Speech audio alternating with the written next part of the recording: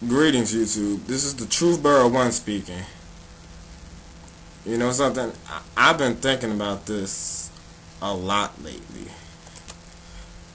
I'm pretty sure by now you've all heard of the Penn State riots that occurred last week in response to news breaking out that the head football coach, Joe Paterno, was fired.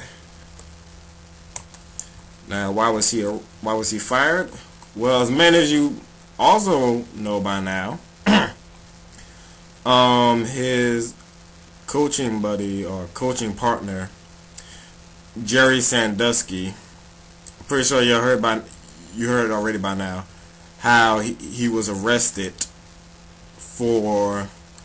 on charges of sexual abuse, sexual abuse of children, specifically 8 young boys throughout the past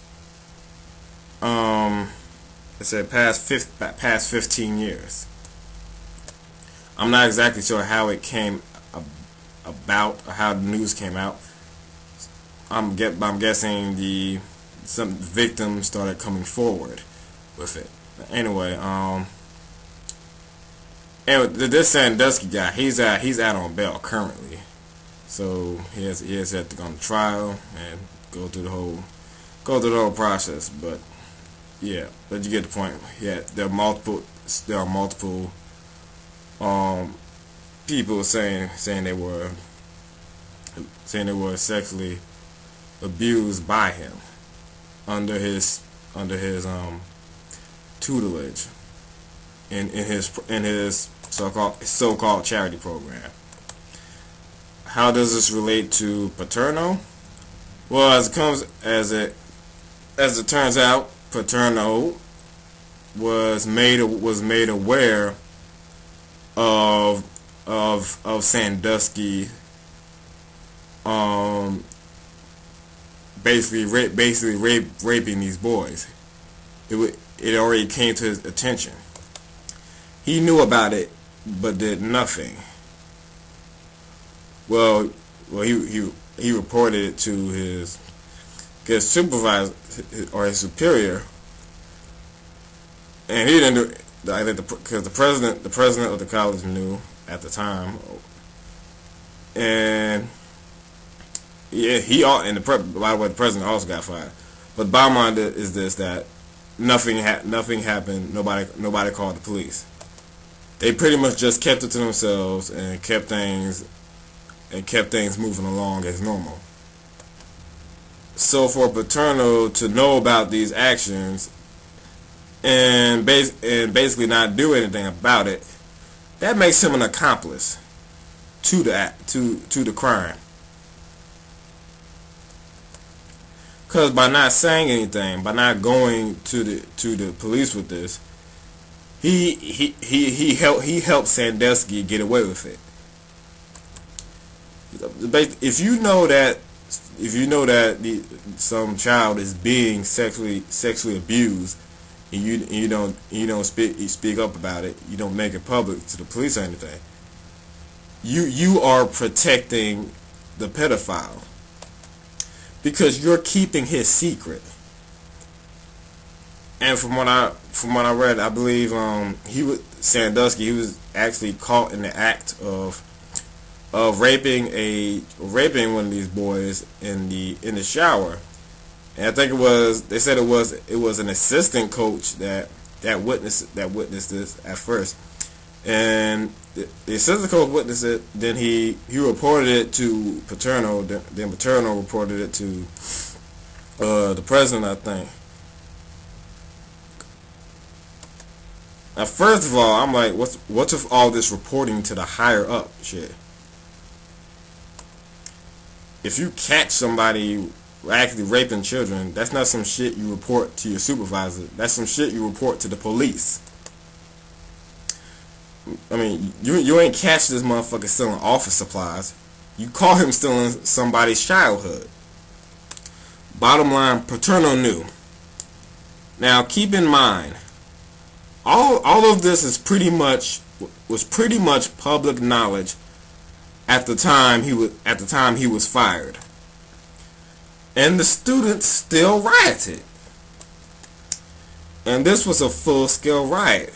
I mean, these students, they were destroying public property, flipping over news vans, and some were even attacking the police. It was a full-blown riot. All hell broke loose.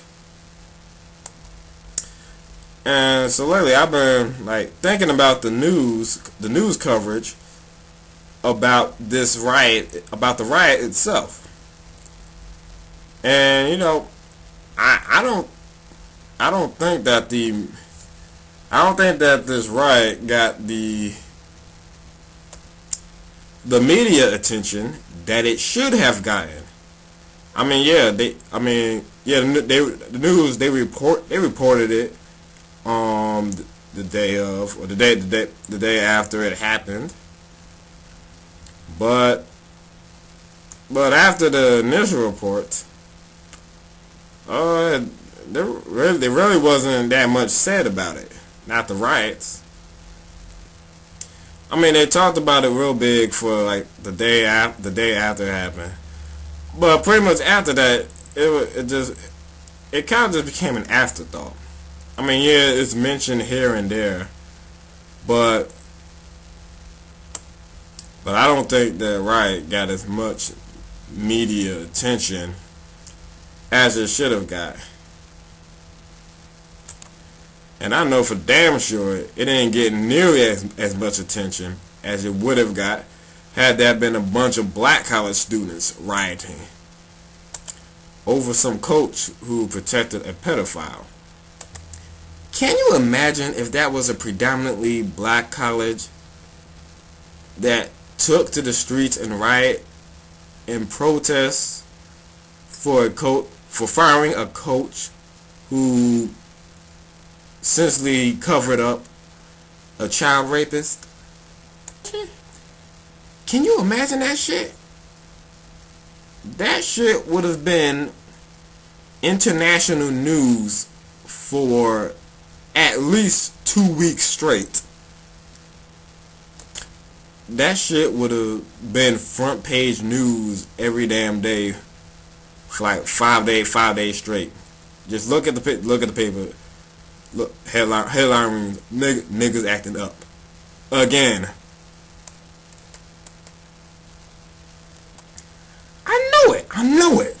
I know it would have been. Look at the paper. See niggas acting up. Turn on the TV. You'll see images of niggas acting up. Go on the internet. On front page, you see pictures of niggas acting up. Cause when black people riot, that shit is a gold mine for the white media. Because that shit is entertaining to mainstream white media. Plus, it reinforces racist notions of black inferiority and dysfunction. In the rare instances that black people do riot, and yes, these instances are rare, they usually occur in the inner city or the ghetto, where usually the black people who are involved in riots, they're usually poor. These are usually poor people, and who live in very adverse social conditions. They're dealing with racism, unemployment, high crime rates, and all these other types of issues, man. Now, at Penn State, these were college students, majority white college students, tearing shit up on the damn campus itself. So what's their excuse?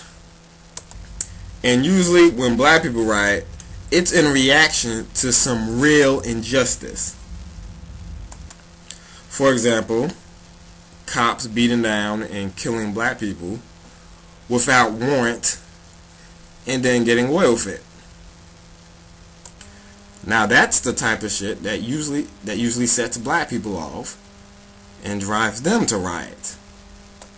Not firing a football coach who was covering up for a pedophile. Especially for a motherfucker who was about to retire anyway.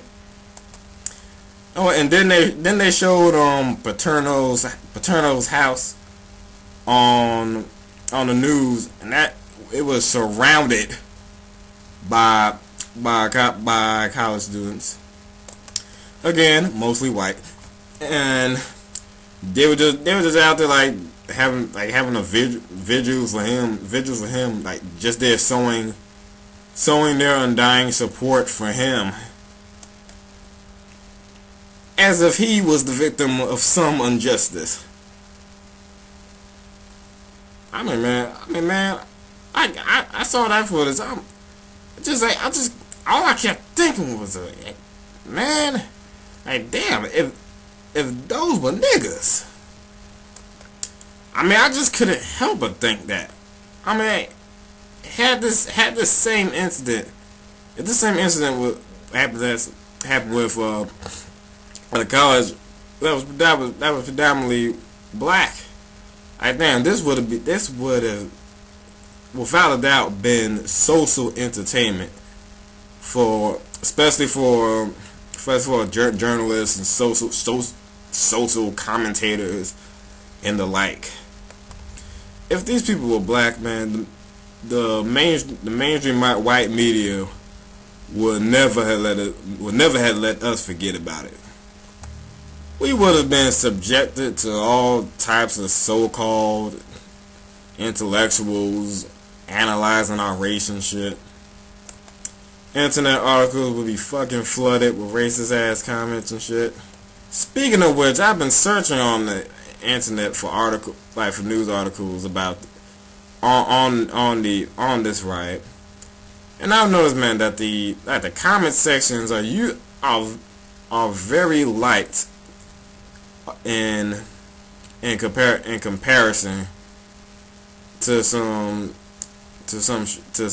had this been a riot that involved black people to a large degree.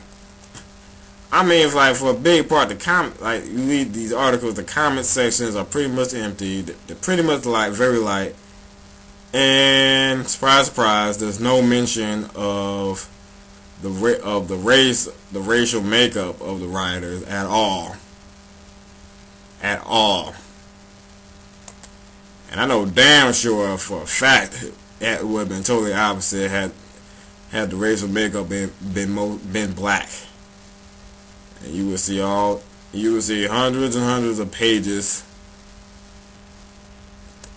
filled with comments like, "Oh, niggers are animals, acting like animals. They need to go back. They need to go back to the jungles." All other types of racist ass shit.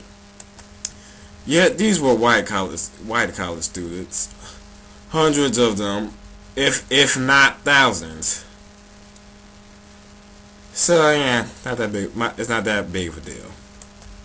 And to me, this whole incident demonstrates how, when white people riot, it is generally swept under the rug by the white media. No surprise there, of course. Oh yes, make no mistake, white people do riot, and they actually riot much more frequently than black people do. Because when you think about it, when was the last black riot here in America? What was that? Was that back in '92? And after the Rodney King verdict, and all the police officers got off free. Was that nearly 20 years ago? And people still bring that shit up from time to time. I mean, hell, we're talking about the same media that depicted black survivors of Hurricane Katrina in New Orleans looking for supplies as looters, and the same media that described them as refugees. American citizens as refugees. Ain't that some shit? Contrary to popular belief, and contrary to what the mainstream media would would portray, white people actually have a much longer and more extensive history of rioting. And get this, most of these riots are related to sports. Not social injustices, not oppression, but sports. And I'm gonna put up some links in the description box so y'all can look at this shit too, man. Because I was surprised to read of so many incidents where white people rioted at sports events.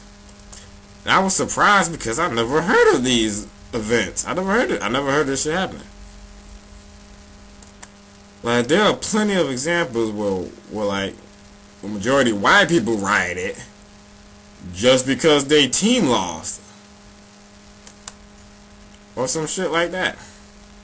And I was surprised to hear about this because I was surprised to read about it because I can't recall ever seeing any news coverage on any of this stuff.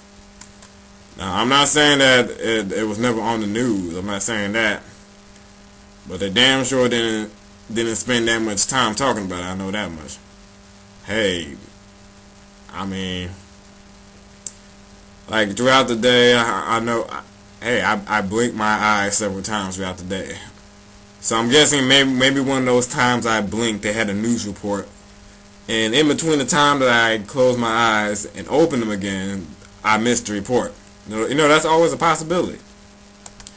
Because these incidents are not that uncommon. I mean, at least when black people riot, we do it over some serious shit. It's usually over some injustice, and really it has the injustice has to be really great in magnitude, you know, because injustices to black people, injustices happen to us almost regularly. See, social injustices to us are common, so it really takes a real big one, or to usually set the motion for a riot, which is very, very rare. That's what we usually riot about.